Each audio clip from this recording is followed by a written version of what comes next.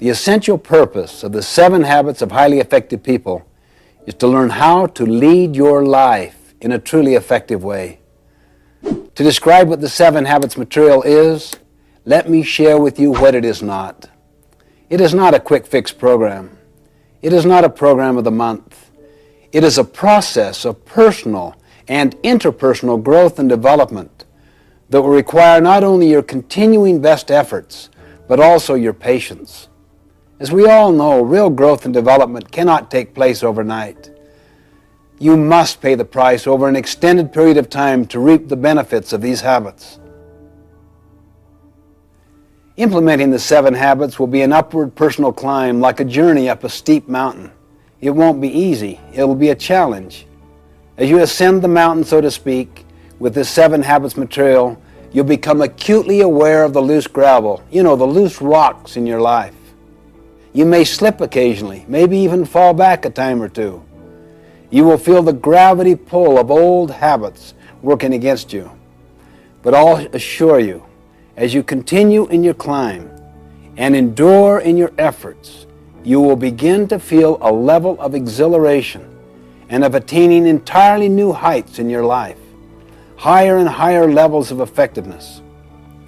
By applying this effort, you can expect to increase your capacity to achieve your personal and professional goals and to develop better working relationships with your associates and all of your loved ones. In short, you can expect to become more effective. Let me suggest that the best way to get the most out of the 7 habits is to be very open-minded, to be open to self-discovery. Participate, really get involved. Look for ways to apply and to implement these habits in your life. You see, our habits form our character. You may have heard the quote, "Sow a thought, reap an action. Sow an action, reap a habit. Sow a habit, reap a character. Sow a character, reap a destiny." For our purposes, we will define a habit as the intersection of knowledge, skill, and desire. You see, knowledge is the theoretical component. That is the what to do and the why to do it. Skill is the practical side of how to do it. And desire is the motivation side, the want to do it. In order to make something a habit in our lives, we literally must have all 3 components. Habits are powerful factors in our lives. They constantly express our character. They determine the level of our effectiveness or our ineffectiveness. In the words of an English poet, we first make our habits, then our habits make us. The 7 habits are simply common sense organized. But remember, what is common sense is not always common practice. So I encourage you to make the investment, put forth the time and effort. Focus on the kinds of changes you can make consistently and over time to develop these habits.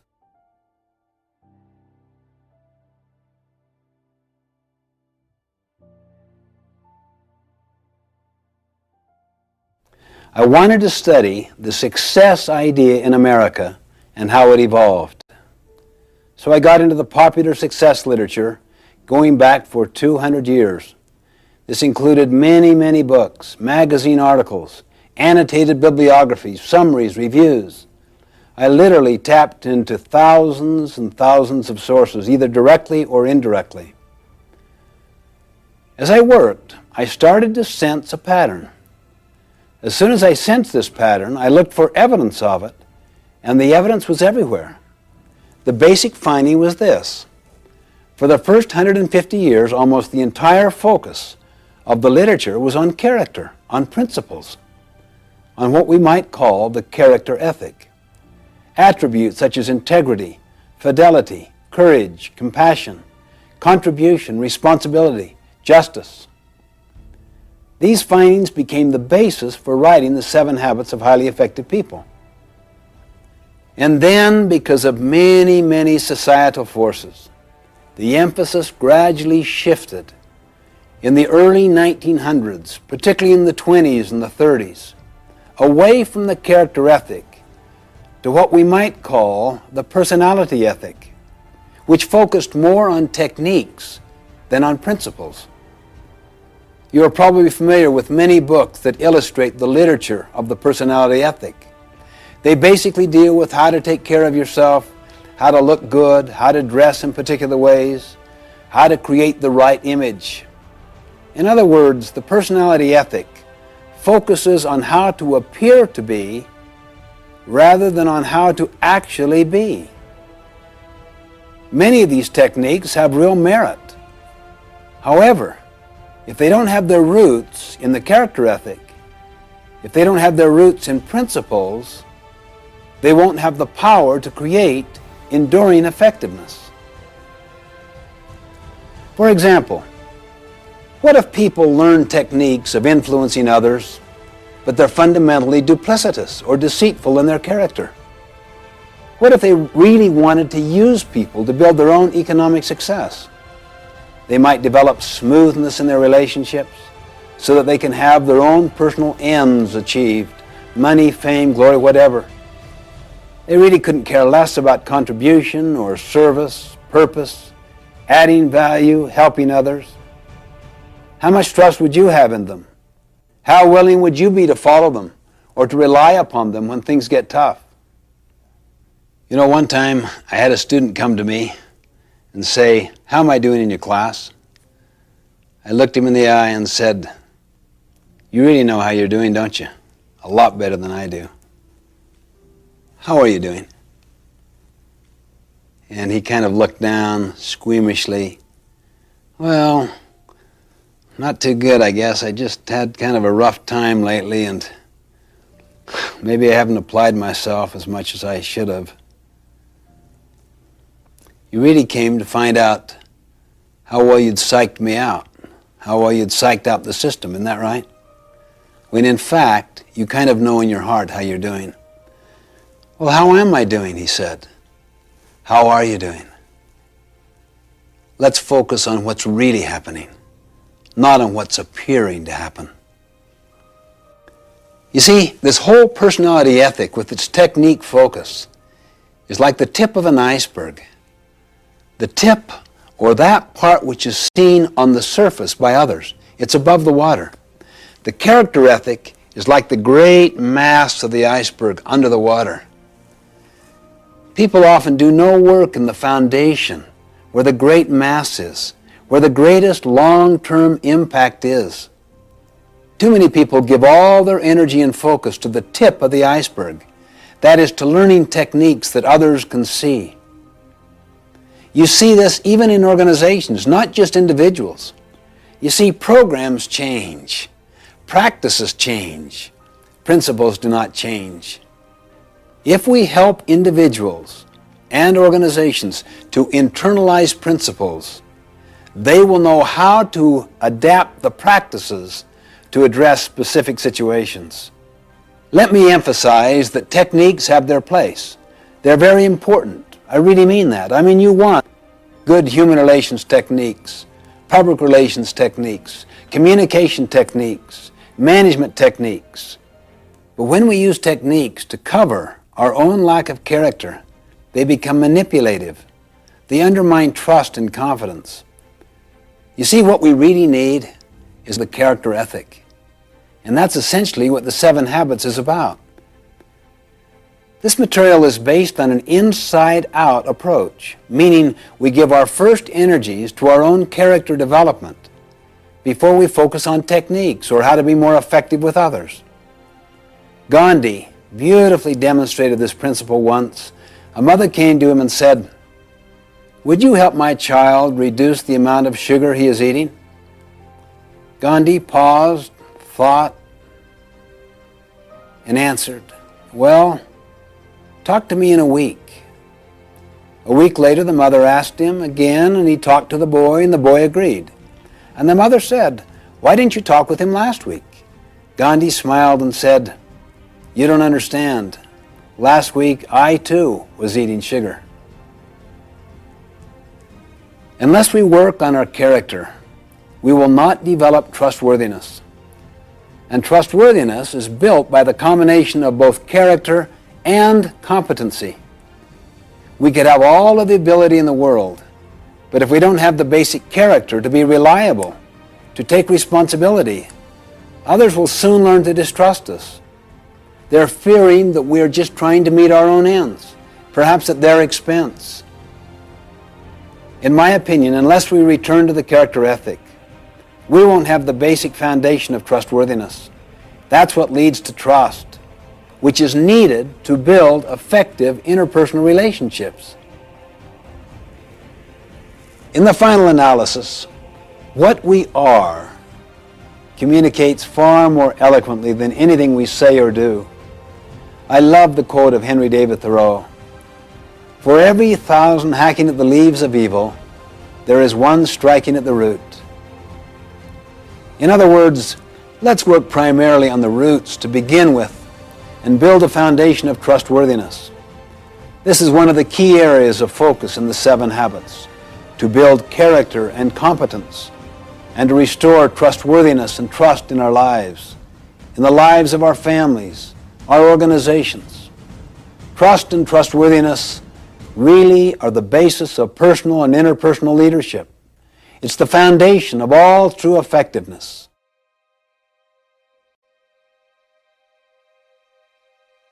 I would like to stand back and look at the basic structure, the basic framework of the 7 habits as a whole. You see, they're organized in a particular way for a reason. They're all interrelated. In fact, the relationships and the sequence among the habits are the key to their overall power. To help us visualize the sequential and progressive nature of the 7 habits, I'd like to use a simple diagram I call the maturity continuum. Maturity refers to a process leading to growth and development, and continuum refers to the continuous, incremental nature of growth and progression. If you were to see a maturity continuum line from low maturity to high maturity, there would be 3 basic levels to it. The first level is dependence. The second level is independence. And the third and the highest level is interdependence. Let me define these 3 terms very briefly. Dependence basically means you need others to get what you want.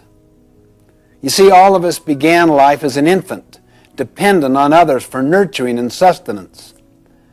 I may be intellectually dependent on other people's thinking. I may be emotionally dependent on other people's affirmation and validation of me. Dependence is the attitude of you. You take care of me. You come through for me. Or you don't come through. I blame you for the results.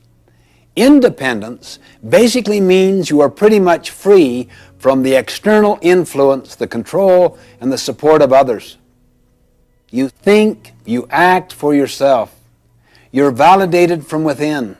You're inner-directed. You're self-reliant. You get what you want through your own effort. Like dependence, it is possible to be independent in various areas, physically, financially, intellectually, emotionally, while not being independent in other areas. Independence is the attitude of I. I can do it. I am responsible. I am self-reliant. I can choose. True independence of character empowers us to act rather than to be acted upon. It frees us from our dependence on circumstances and other people. It is the avowed goal of many individuals and also many social movements to enthrone independence as the highest level of achievement. But it is not the ultimate goal in effective living. There is a far more mature, more advanced level. The third and highest level in the maturity continuum is interdependence. If people were interdependent, what would they be? They would be very much like a marriage, a family, an executive team where they need to cooperate together in order to accomplish what I want, what you want, what we want together. In fact, we live in an interdependent reality. Interdependence is essential for good leaders, good team players, for success in marriage, for family life, and organizations. Interdependence is the attitude of we. We can cooperate. We can be a team. We can combine our talents, our abilities, our best efforts to achieve our highest success. Now here is the basic insight. Think on this. Until you and I are independent, we cannot be interdependent. Let me say that again. Until you and I are independent, we cannot be interdependent. In other words, we can't do calculus before we understand algebra. We can't run before we learn to walk.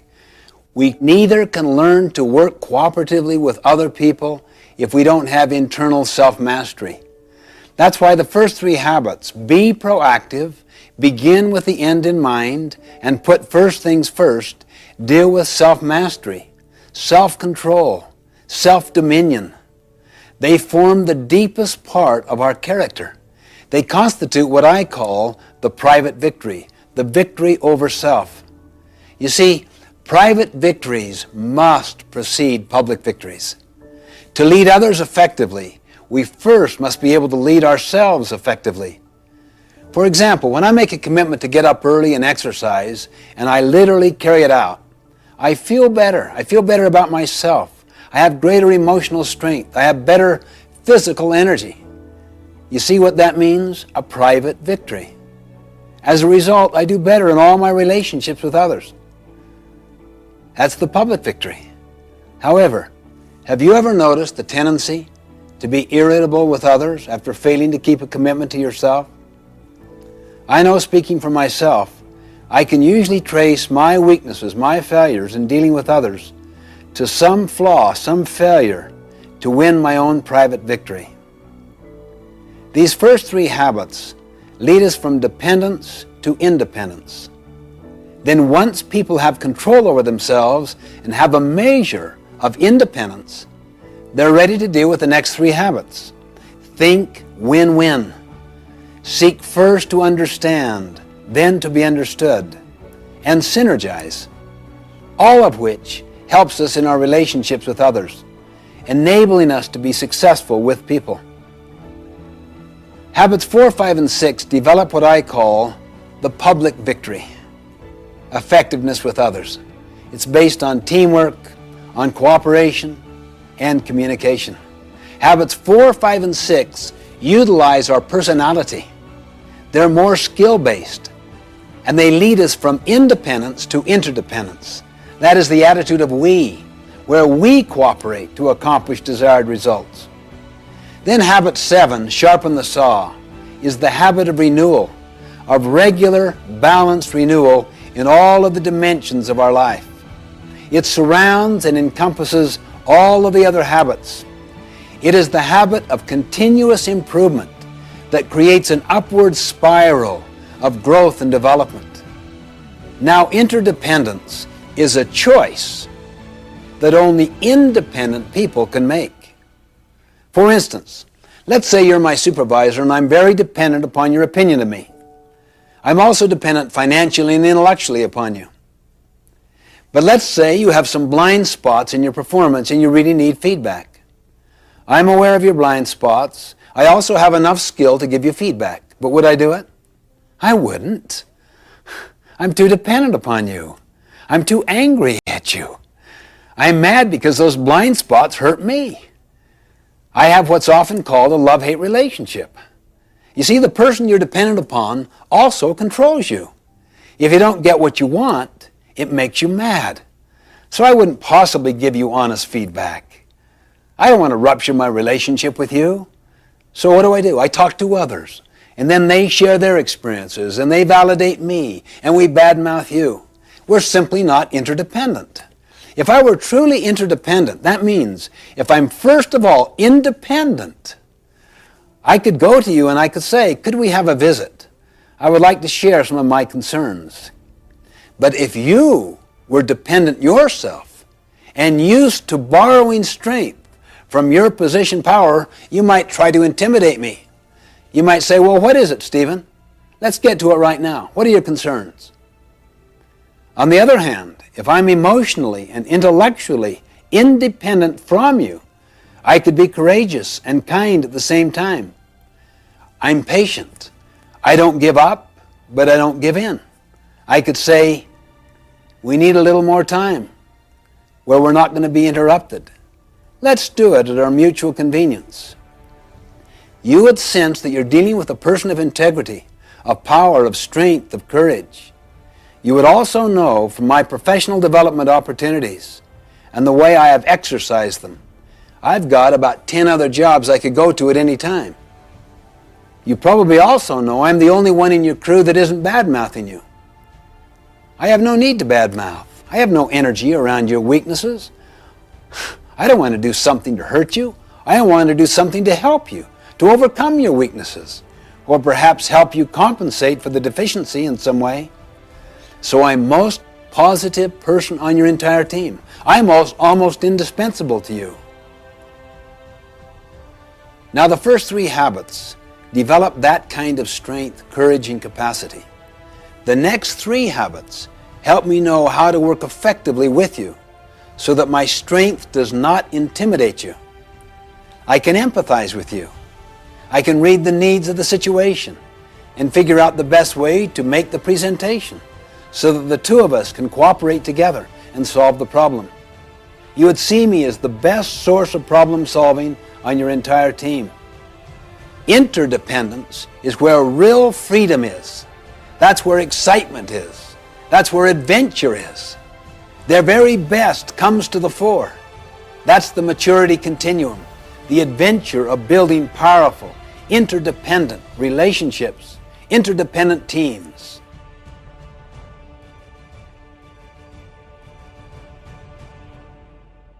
A brief overview of each of the habits. It's like getting a kind of airplane view of the whole mountain range before we go down to explore the detail. Habit 1, be proactive, basically means that your life is a product of your values, not your feelings. That your life, or the organization's life, is a product of your decisions, not your conditions. The opposite of being proactive is to be reactive, which basically means that your life is a function of your feelings, your moods, your impulses, other people's treatment. The underlying principle of habit 1, be proactive, is to take responsibility. The concept is you and I have the capacity to choose our response. Habit 2, begin with the end in mind, basically means that all things are created twice, and habit 2 is the first creation. Habit 2, begin with the end in mind, means that you get a mental image, a picture of where you want to end up in this meeting, in this relationship, this year, in your life. To a company, it is the vision it has of its future. It is the creation of that vision. Habit 2 is based on the principle of vision, of purpose, of meaning, of mission. Habit 3, to put first things first, is the second creation. To put first things first means you decided what the first things were in habit 2. Now you have the discipline and the commitment to keep them first. The opposite of putting first things first is to put second or third or fourth things first. That's why many people really deeply value their family relationships, their health, their personal integrity. But they get caught up in the powerful social value systems, timetables, and agendas of their culture. Never question it. so that the first creation has already been done for them, done to them in the form of programs, scripts that they never question. Then they get on this ladder of success and they arrive at the top rung, only then to realize the ladder is leaning against the wrong wall. They come to realize that no one on their deathbed ever wished they'd spent more time at the office. As Goethe put it, things which matter most must never be at the mercy of things which matter least. Habit 4, think win-win, is the habit of mutual benefit. The underlying paradigm or principle is abundance. There is plenty out there and to spare. So you don't have to be threatened by the strengths of other people. You can nurture competency around you higher than your own. It doesn't threaten you.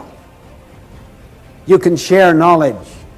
You can share recognition, gain, profit. The opposite is scarcity, not abundance. It's like a piece of pie. There's only so much. If you get the recognition, I may not get it.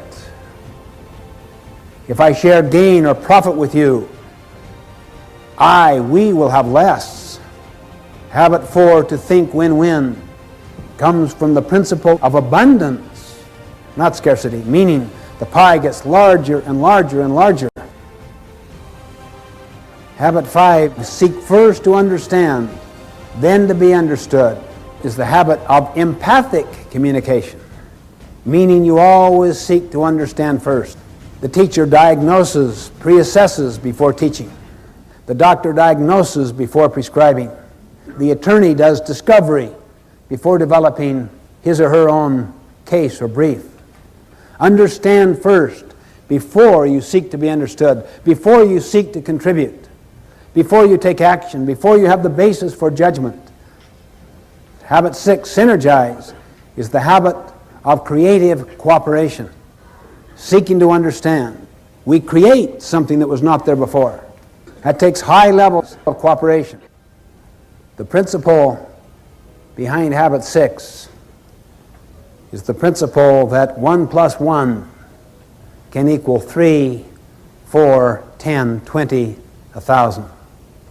It's the principle of putting two boards together that are stronger in total than adding the sum of the boards separate. It's the principle of valuing differences, not tolerating differences, not accepting differences, celebrating differences. Habit 7 is called sharpen the saw. It is the principle of renewal, the principle of continuous learning, continuous improvement, getting better constantly. It's based on the principle that we have the capability of charging our own battery. The opposite of habit 7, sharpen the saw, is to just let the blade get dull, to let the mind atrophy, to let the body lose its tone and its vitality through junk food and no exercise and trying to live a life of hedonism, pleasure-seeking, rather than one of contribution and service. It renews each of the other 6 habits.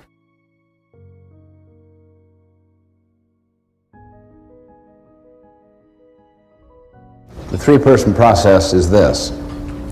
The best way to learn something is to teach it. How many have learned that? How many have learned that when you really teach is when you really learn? In 5 minutes, you will be teaching what I'm teaching you in the next 5 minutes. See yourself now as a teacher. I'm going to briefly describe the 3-person process and the 4 benefits that come from the 3-person process. Now, notice your behavior right now. See, you don't see yourself as a kind of passive learner. You see yourself as an active teacher. You're just preparing to teach. And that significantly increases your learning. That is the first benefit. The first person teaches. The second person first captures, understands, then evaluates to see if it makes sense, thinks about application, and then teaches the third person. Then that person teaches another person. This way you can take material and cascade it through an entire organization. Second benefit. When you teach, you significantly increase the likelihood of application. For instance, if you're teaching people to be better listeners, isn't it probable that you'll try to be a better listener yourself? See, the real, most foundational learning comes from doing. Teaching may give you more intellectual understanding, but the internalization of the ideas comes in the application of those ideas. That's even a higher level of learning. Third benefit. When you teach, you significantly improve communication. Notice the three-person process there. Why do you think communication would be significantly improved? Notice the first person teaches, and what does the second person do? First captures or understands before evaluating. What is the number one obstacle in the field of communication? People do not listen. They do not capture accurately. They evaluate while they're listening. But if people are trained to capture accurately, completely, before they judge, you can listen for purpose, main points, how each point is proven or validated, how each point is illustrated or applied, and value. The fourth benefit. When these things happen I'm talking about, it is very bonding to the relationship. The relationship gets steeper and stronger. Why? There's so much authenticity. There's so much sincerity. There is so much empathy and creativity being manifested in the communication processes. When you do this with your children, you will learn better. The next time you send somebody to a convention, to some training activity, to some association meeting, before they go, what do you say to them? When you return, you will have the privilege of distilling the essence of what you learned to the assembled staff for half an hour. You'll find they'll attend the meeting sober. They'll take notes. From the moment you give that assignment, they will be in Sweat City. Seriously, they'll go to work. All 8 cylinders will go to work. It's the single most powerful thing I have ever learned in the field of education. Use the three-person process and you will double, quadruple the impact. And you will see those 4 benefits happen. It's the essence of the process that we use, the three-person process.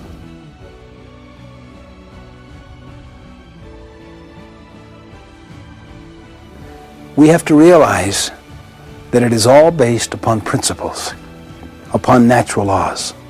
That is why we are presenting this foundational material first. We need to understand the concept of a principle and the concept of a paradigm, and also how to define effectiveness. Then we'll look at the 7 habits. I suggest that principles are not only natural laws, objective, factual, external to ourself. I suggest they are also self-evident. How would we know that?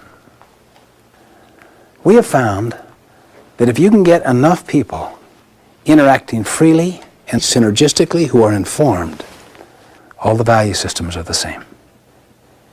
We find that regardless of one's background, religion, culture, nationality, race, gender, regardless of the level in the organization, regardless of the industry or the profession, the same underlying values are universal.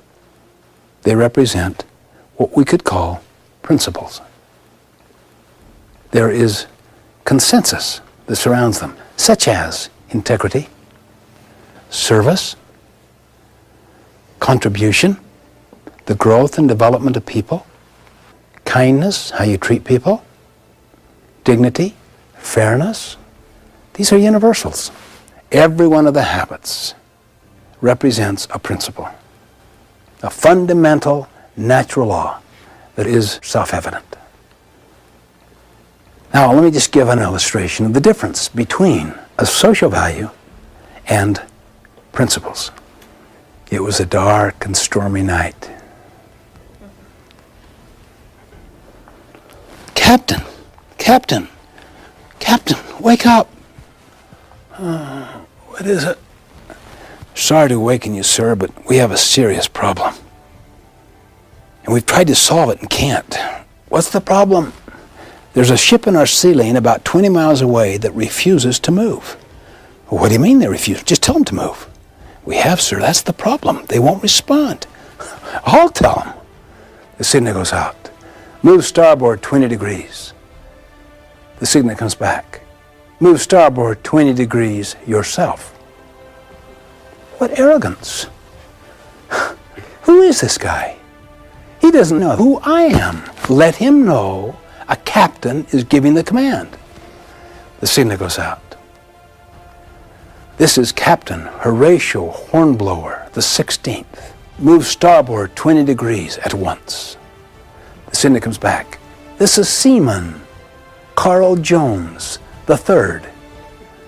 Move starboard 20 degrees at once yourself. This is a command. A seaman commanding me, a captain? I can't believe this. What is going on? Let them know who I am. We're a battleship. We could just blow them out. The signal goes out. This is the mighty Missouri, flagship of the 7th Fleet. Signal returns. This is the lighthouse. You see, lighthouses are like principles. We don't break them. We break ourselves against them. This is why humility is the mother of all other virtues. Openness, teachability, humility, awareness of external realities. If you can cultivate that and apply it with other people, you'll change the whole nature of the culture. It'll become a principle-centered culture, not one driven by social values. I had a friend of mine who said, our company is value-driven. I said, every company is value-driven. Hitler was value-driven. The question is, are the values in alignment with principles? That is a humbling question. Are my values and my habits in alignment with principles, with natural laws? Now, when principles and values are aligned, then you could use the words interchangeably. You could call it values or principles. It would make no difference. So you don't want to get hung up semantically on the difference. But if they are not aligned, then it's better to see what the principle is and what the established value is, and then work here to align it.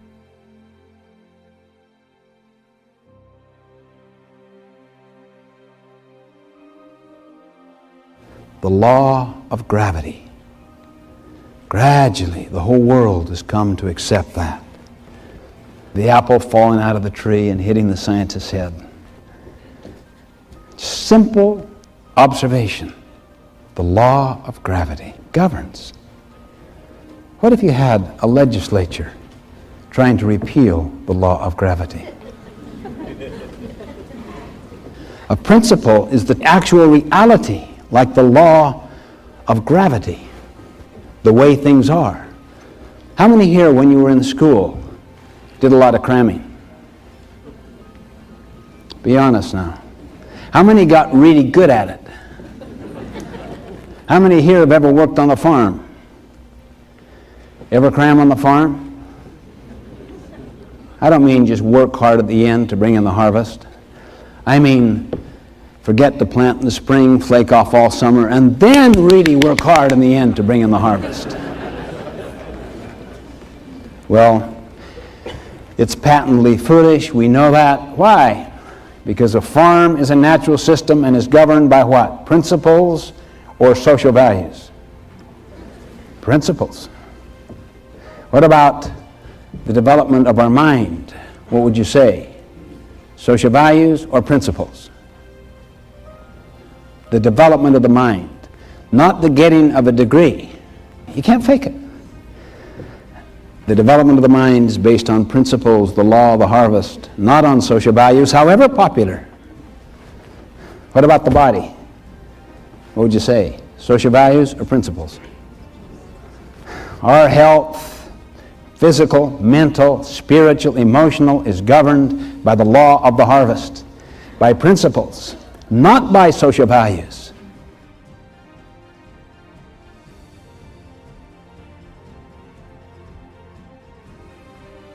Everything that I've been talking about is not easily achievable.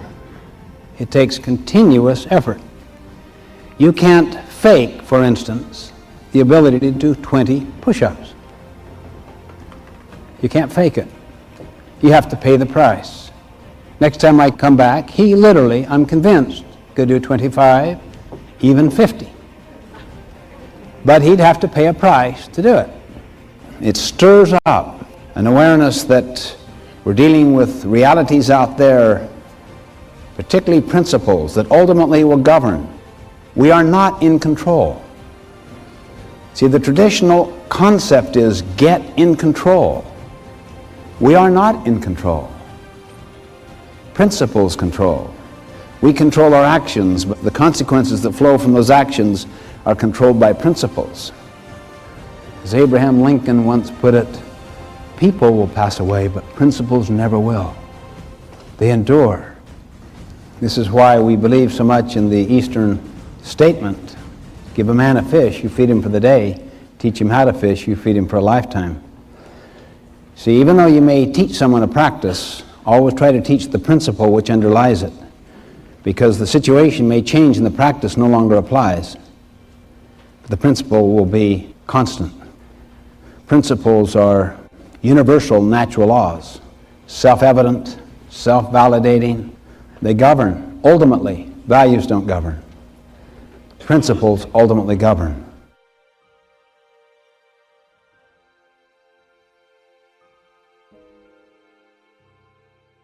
The Greek root paradigma. It basically means a pattern, a model, a representation, something that stands for something else. It comes from the mental image you have in your mind of the way things are out there. And the images we carry in our heads of the way things are, of reality, come basically from our own backgrounds, our own experiences. All of us think we see the world as it is.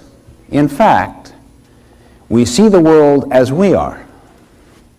We project onto the outside world, our environment, the people we associate with, including how we see ourselves. We project out of our own conditioning experiences, our background, a certain representation, a certain model, a certain set of expectations, a certain assumption on that reality out there.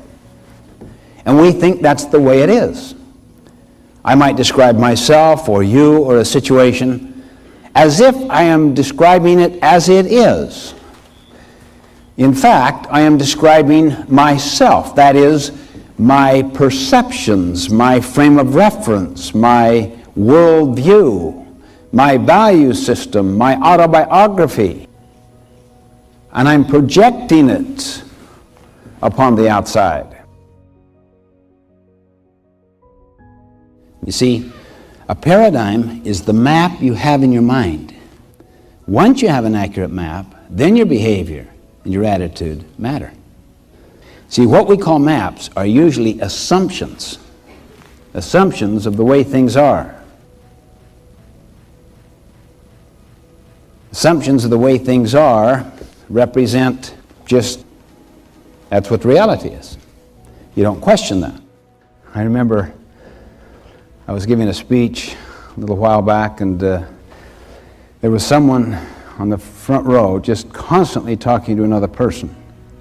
And my mother was 2 rows behind, and she was so upset that here her precious son was being so ignored, so blatantly, so openly, constantly, and would not end. From the very moment I began to the end of my speech, just constant talking. And it just totally discombobulated her own listening, and she felt like taking her purse and reaching 2 rows ahead.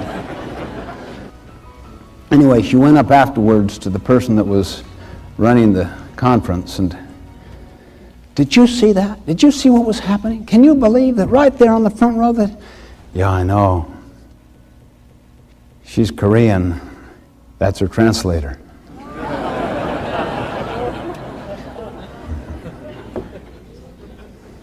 I was on a subway, very, very large metropolitan city. Sunday morning, it's quiet, sedate. Bunch of young kids run into the subway. Father follows. He sits near me. The kids just go crazy on that subway, running up and down, turning people's papers aside, just raucous and rude.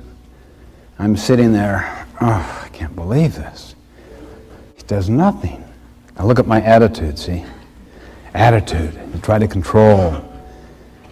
But look what I could see. After a few minutes, attitude went into behavior.